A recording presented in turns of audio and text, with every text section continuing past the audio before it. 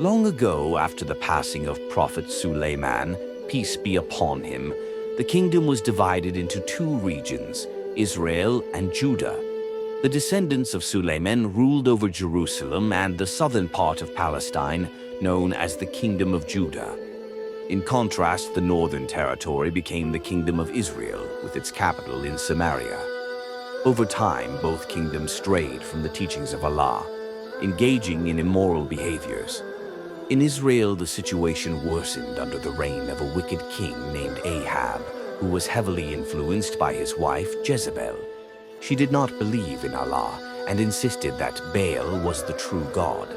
Unfortunately, Ahab followed her lead, abandoning the worship of Allah and promoting the veneration of idols instead.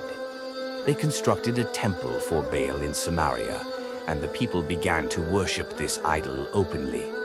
In response to this rampant idolatry, Allah sent Prophet Ilyas, peace be upon him, to guide the people back to the worship of the one true God.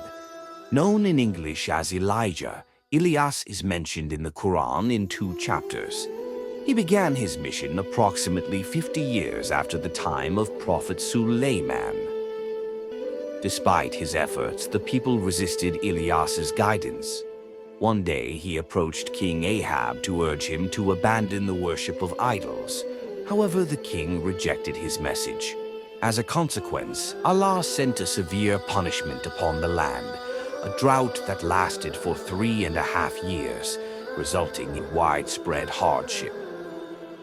During this drought, King Ahab finally recognized that Ilyas was indeed a true prophet of Allah.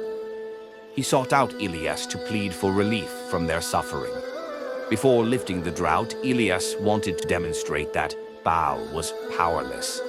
He instructed the king to gather all the priests of Baal and challenge them in front of the people. Both Ilyas and the priests of Baal prepared sacrifices, each calling upon their respective deities. As the crowd watched, fire miraculously descended from heaven and consumed Ilyas' offering, while Baal's priests received no response. This astonishing event convinced many of the people that they should return to the worship of Allah. Following this, Ilyas ordered the punishment of the false priests, and historical accounts suggest that he dealt with around 850 of them. After this confrontation, he prayed to Allah, and rain returned to the land, bringing joy to the people. However, Jezebel was furious with Ilyas for his actions and plotted to take his life. Aware of the danger, Ilyas fled to the kingdom of Judah.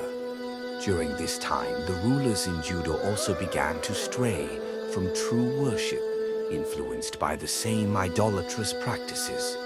Prophet Ilyas continued to strive for the truth, urging the king and his people to return to Allah. Sadly, they did not heed his warnings, leading to divine retribution.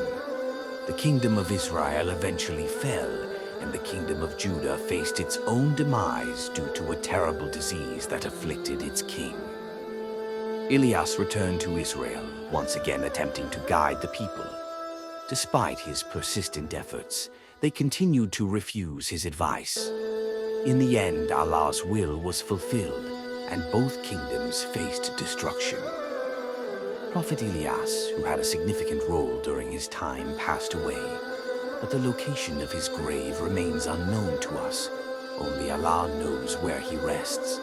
This concludes our story of Prophet Ilyas for today.